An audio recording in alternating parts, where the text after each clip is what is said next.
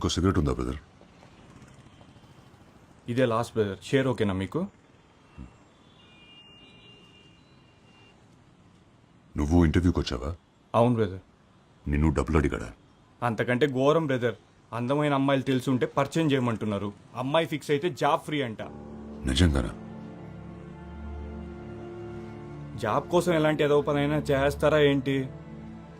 కొన్ని కావాలంటే కొన్ని చేయాలి. ఏ పడిస్తావేంటి? 15 రూపాయలు ఇటిగు.